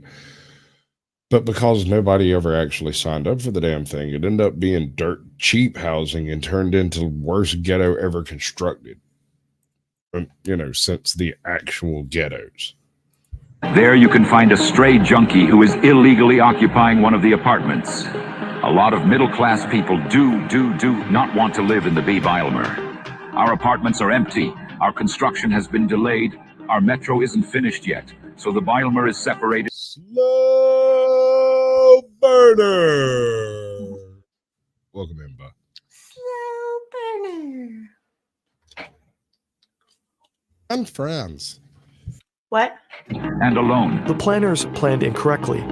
The Bijlmer did not attract the amount of people that were expected. Many households were turned off by the large alienating high-rises, so they left for recognizable suburbs instead. The Bijlmer flats had to compete with semi-detached houses in several rapidly developing. Or when she does walk down alleys, people don't walk out of them. Like 3 went in, 1 walked out. That is unfortunate, but perfectly legal. Small towns surrounding Amsterdam, like Purmerend and Almere. Why the fuck would anyone go to Purmerend and Almere? Maar ook ik kan er niet omheen. De Bijlmermeer functioneert op tal van plaatsen niet. De wijk kan niet meer concurreren op de Amsterdamse woningmarkt. Ze functioneert niet door haar hoge woonlasten en door het ontbreken van tal van voorzieningen die het wonen in de hoogbouw mogelijk moeten maken. If you get an apartment now that the housing corporations are desperate to rent, it will definitely be worth it in the future. Just make sure you don't spend too much time in the parking garages, under the trees, and in the alleyways beneath the buildings. The prices in the Bijlmer were too high to justify moving to such a radically new place. People were less enthusiastic than the planners had thought. In het geval van de Bijlmermeer is dat het moment waarop It was making me hot. It was warming me up too fast. I just noticed a slight change. I like how the pink brought out your skin complexion. It looked beautiful, but you still look beautiful in this outfit too. I just like that pink that you're wearing. Can I do the worst pickup line ever? That is a really nice shirt. It looks magnificent, but you know what? It'd look a lot better crumpled up at the foot of my bed. Dun, dun, dun. Groeit. Ik wil graag erkennen dat er iets moet gebeuren aan de groei van de leegstand. Vacancies led to delayed rents and high turnover rates. The neighborhood spiraled. En door de groeiende huurachterstanden financiële problemen ontstaan voor corporaties en overheid. Servicekosten maken een te groot deel uit van de totale woonlasten. The public amenities that were promised became too expensive without money flowing in from paying residents. Nou, ik betaal geen parkeergeld, omdat de voorzieningen die zijn niet zoals beloofd is voordat wij in de Bijlmermeer gingen wonen. The parking garages, which were supposed to be such an innovative addition, became instead areas of concern. Eenmaal toe hier gaat dat mijn auto dus in de parkeergarage opengebroken is en artikelen uitgestolen zijn. Dus wij gaan er hiervoor te betalen. The alleys beneath the buildings and the interior streets became increasingly difficult to maintain. De binnenstraat een puinhoop is. Oh, that scared me. Ruimte niet kunnen gebruiken. So you're walking through one of these parking garages at night. You know you have a car over here somewhere because you parked it there 2 months ago, but you haven't had the balls to come back and get it since you left it there. And you saw those guys over there, around the burn barrel, sitting around smoking crack. You decided, fuck it, you'll just walk to work from now on because we don't need that car anymore. But now you need the car. So you get over there and you find 3 guys passed out in the space next to your car. They're just sitting there. There's 3,000 empty spaces in this fucking parking lot, but they're sleeping in the space next to your car.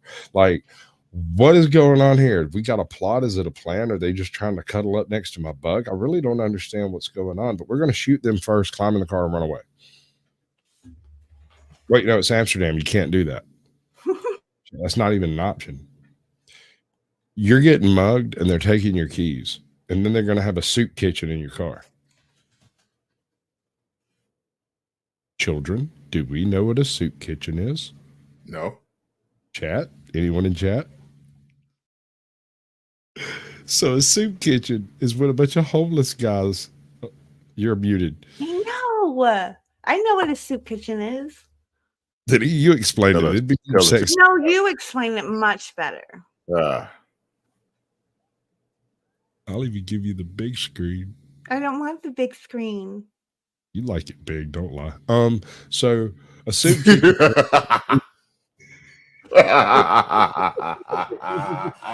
It's not the size of the ocean. Yeah, but I don't want to run across that. I know you slipped that in there. That's what she said. Trying to get across that bitch in a kayak out there with a trolling motor. I'll pass, dude. Give me an ocean liner. Yeah.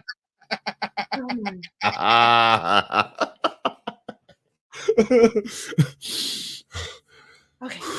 That's what people with little penises have been telling you your whole life.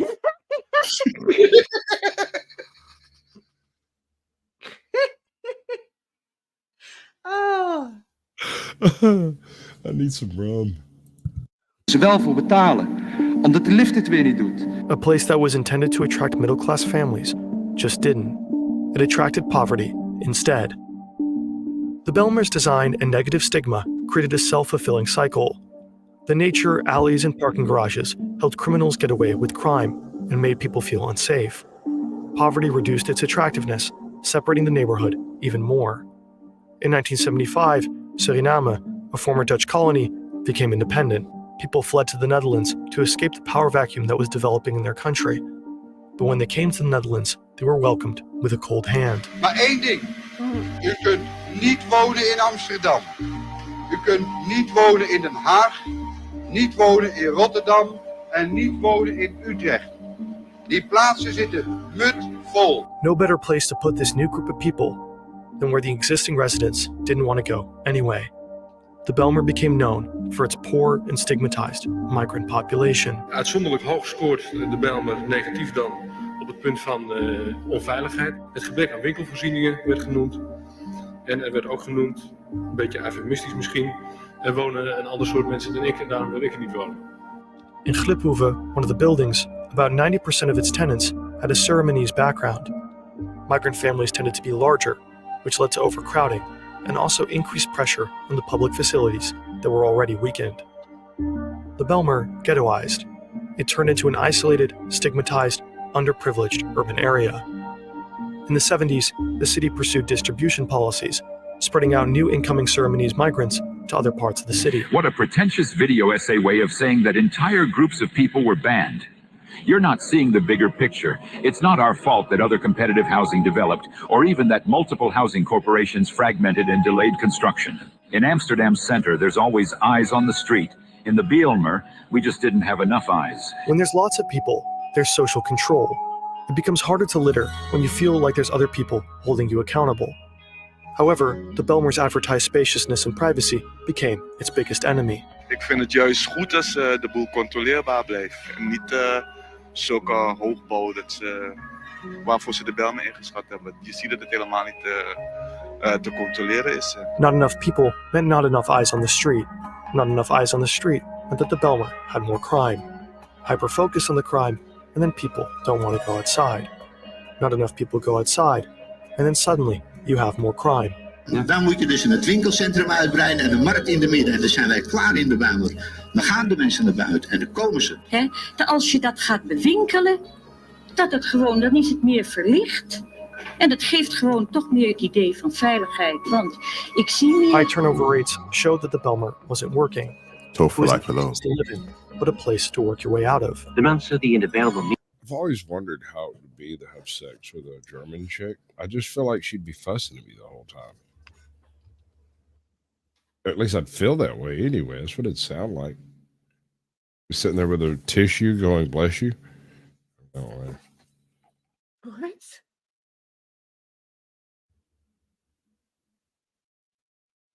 I don't know, y'all. It seems pretty suspect. We have to screw up before we can move on. Meer wonen zullen zelf hun stad tot leven moeten brengen. Nu en in de toekomst. The Amsterdam city government had been slow and waffled around ways to tackle the negative stigma for years.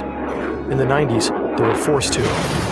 In 1992, a 747, El Al cargo plane crashed into the Belmer. To this day, it is the largest flight disaster on Dutch soil. For the residents, the crash left more questions than answers and left them feeling more neglected than accepted. It fueled motivation to demolish some of the high-rises. Almost 2/3 of the original buildings were destroyed. In their place, the neighborhood was densified with low-rises. De Bijlmer moet niet vernieuwd worden. Ik ben speciaal hier gekomen om een beetje te lopen langs die mooie flats en het mooie natuur. Maar u bent bang dat dat verloren gaat met de nieuwe plannen? Tuurlijk. Als ze die gebouwen anders maken en er komt weer bomen weghalen, dan is het geen Bijlmer meer. Dan is het een meer Bijlmer of weet ik veel wat het is. Maar het is geen Bijlmer meer. Het is geen mooie natuur meer. The original plan that made the Belmer Right, special, you tell him, girl. That's right. always underneath the buildings, were removed or made larger. The ground floors, which were meant to be storage spaces, were converted into workspaces and new dwellings. The front of the ground floors were converted into private gardens, turning public collective responsibility into isolated plots of private ownership. Today, the Belmer is still used as a poster child for the dangers of utopian master planning. Thank you, Glow, for the intro and outro song, for Vies with help with the research, Lars for the footage, as well as the Belmer Museum, and Andreas and Samil for help with. Okay, he just went to a totally different language. We're going to skip the rest of that because screw that shit. I'm going home. No, that's not right. One of these. We're going to do this. This is what we're doing. Okay, so at this point, we are going to do the very advanced process of inviting others to join. I have something in specific y'all would like to cover before we go to that. No.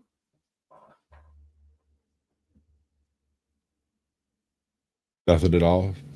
No Christmas wishes. You want to hop up Sasquatch's lap and tell me that you want a little red fire truck. What goes? Woo! All I want for Christmas is my two front teeth. Oh no. No. Right. All right, let's light this candle. Still think I should have gotten me some rum. I'm sorry. Yeah, no, we're beyond that now. Not much I can do Are about we? it. Yeah. It's totally a type of thing. Okay, so can you trust Santa Claus? 60% say no. Definitely on the fucking list, right? No, I apparently I hit 3,500 Nobody cares. a while ago, and I did the thing, and Did what thing? I update my little hater tag thing down here, like that. Well, congratulations, sir. Absolutely, thank you. Oh, this bitch, I gotta go. Merry Christmas. Look, children, y'all step outside, handle it yourself, and when y'all come back in, I'll buy everyone a drink. Let's do this.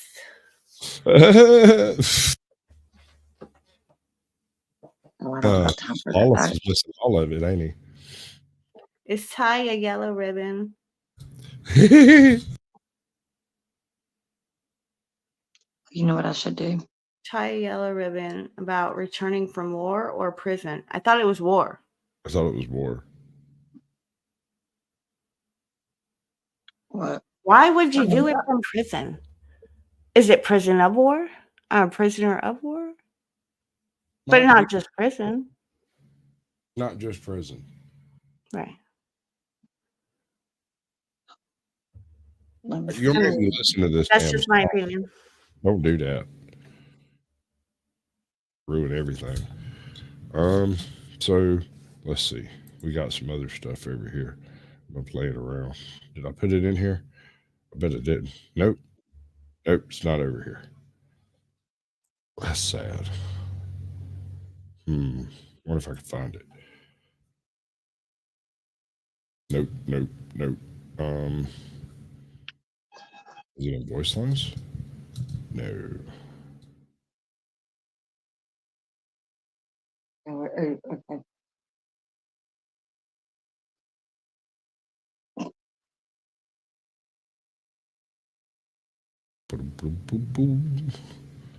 Green snow. We got this. We got that. We got other things. No, it's not there. I don't know what I did with it. It's a downside for having like 2 terabytes of space. It's not hard to just kind of stick some stuff out of sight and it go forever and ever away. No.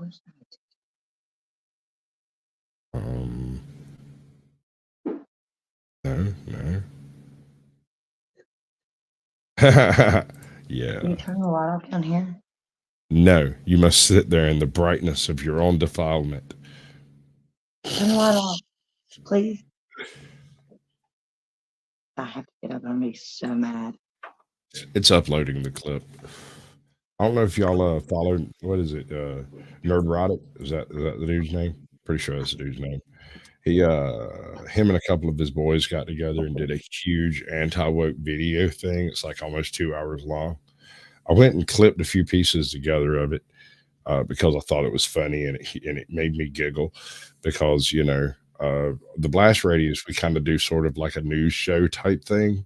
It's not really news, but it's that type of format. It's the Captain Sasquatch's news. Yeah. Yeah. 15 episodes. I guess it's new. And so we do this. A new world order. We are in the beginning of a mass extinction. Some of you may die, but it's a sacrifice I am willing to make. Hey, wait a minute! Now keep in mind, Operation Human Shield will suffer heavy loss. About it. You control population, you destroy the family, and then you you sow division. I mean, this is... You don't need a destination when you're running on an omnidirectional treadmill. We don't have enough time. There's too much CO2. Are we ready for a new world order? You'll never defeat the human spirit! You'll never defeat God! You'll never win! Pray that he is watching. Knew this would happen, this day would come, but we were like trying to kind of stop it. We're like, we don't want everything destroyed before we have to rebuild it, We are the new media. Against all the evil that hell can conjure, all the wickedness that mankind can produce, we will send unto them only you. And it's all us trolls. It's us. We are who they're sending. It's you. It's me. It's us. We are the new media. It's Lawless over there, even though he's still eating Cheetos and Cheesy Poofs. You're eating Cheesy Poofs? I would guess that's what it sounded like. Or is it a churro?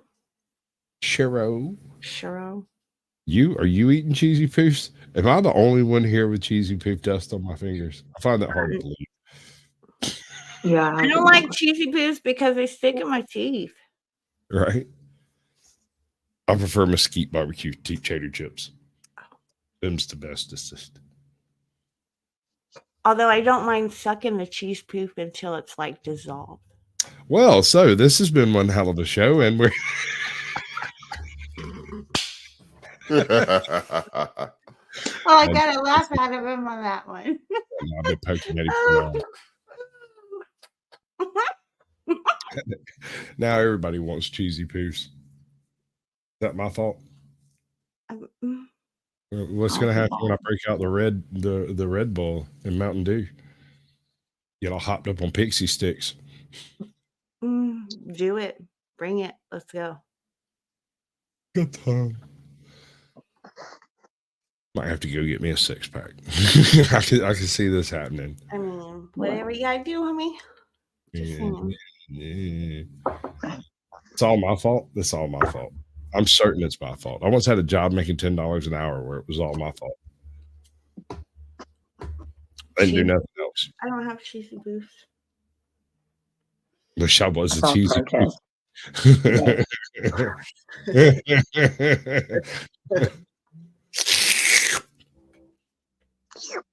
Pop cat candy too. I was never a fan of bottle caps. Me neither. It's like sexlets. I would never Yeah, sex or Smarties. Smarties neither. I didn't like the little candied hearts on Valentine's. Oh, for Valentine's, the sweethearts. Never a big fan of those. Yeah, I know. Every Halloween, I'd always go through the bucket and take out those sixlets. I'm like, oh no, oh no. Chocolate. I love Yeah. chocolate. If it's real chocolate, yeah. I mean, you got to get somewhere in the ballpark of chocolate before I'll start respecting it as such. Now the root beer gummy thingies were pretty good. A little too close to sarsaparilla and licorice for me. Or what about the wax bottles? What were they? You know, where you crack them open and you drink the stuff inside? Also, keep in mind, I'm allergic to red. So anything with red associated with it, it just was not going in my mouth. That wasn't happening. So purple's out. No hot tamales, no cinnamon, whatever they're called.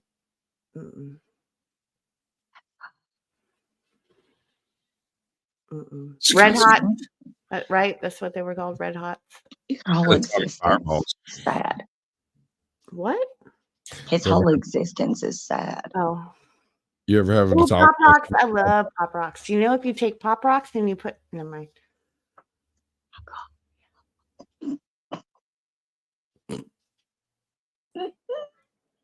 I think I love them candy necklaces.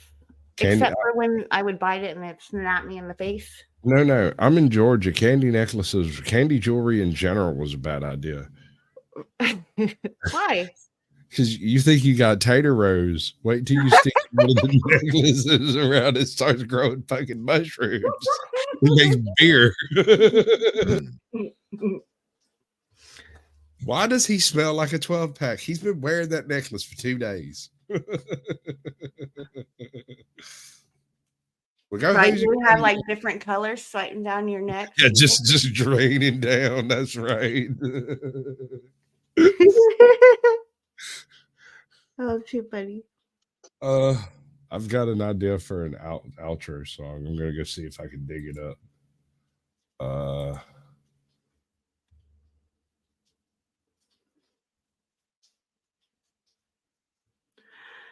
I love sugar babies. Sugar babies. Sugar babies, huh?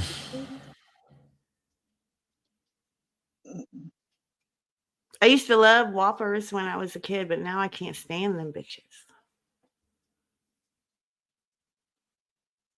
I love things, but my teeth don't allow me to love them anymore. My teeth don't allow me to like a lot of stuff. Cotton candy is a babe. Oh, God, it's so good. That's where tie-dye shirts come from. You better bring me back some eggnog.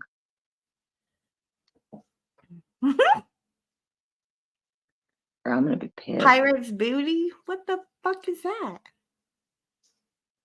What's another word for pirate treasure?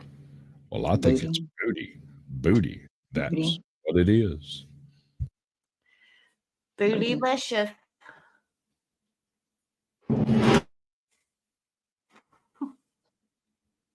Yeah. Technical difficulties. Please stand by. Oh my gosh. I'm That is checking not out my how beard. That's not how that works. Don't make me do it. Are you doing it? To what? Me? I mean, hell, I'm not volunteering for nobody else. What are we talking about? Who'd you call in here? What are we doing? What's the subject?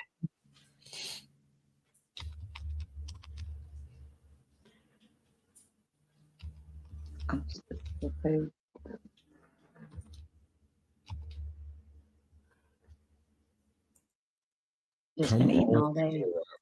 There it is.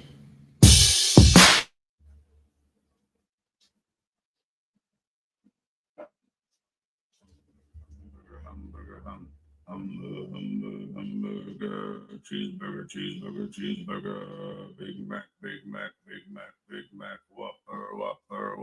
Whopper. Tag West Side. Big Mac, Whopper. Taggity tag West Side. Big Mac, Whopper, hamburger, cheeseburger, Big Mac, Whopper. Big Mac or a Whopper? Hamburger, cheeseburger, Big Mac, Whopper, hamburger, cheeseburger, Big Mac, All right. I think I got it figured out now. I was waiting for him. Yeah. Is he like saying it into a fan? Big Punch Mac it. Whopper. Big Mac Whopper, yeah. Understand. Did I miss everything? I don't know what you're doing. I'm trying real hard, I swear. What are you trying? I'm trying and man, like let it happen. Let it be organic. Don't be forcing the freaking. We got things we're doing. It's happening over here, and that's the wrong one. Damn. Need the other one. This one. Right? We don't even know what's luck. going on. Good luck. Yep. He needs that. Who don't? Right? So, we can't do it that way. We have to do it this way. And then we do it that way. And then we can do the thing. Who wants to say goodbye first? Toodles, bitches. I think I got beat to it by everybody. Lawless, are you going to say anything on this episode? What? Say what now? What? You want to tell everybody who you are, what we do, and why we're here? Well, I'm just a silent guest tonight. I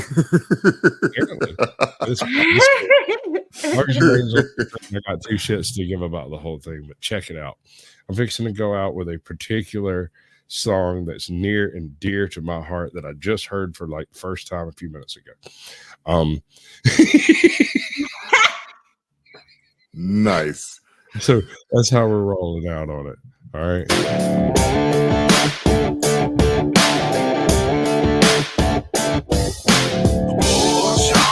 I've been known to sit on my porch all day long. Porch honky in my swing, and I ain't worried about anything. Porch honky, all I need's a big old glass of cold sweet tea. Porch honky, doing fine, living life one day at a time.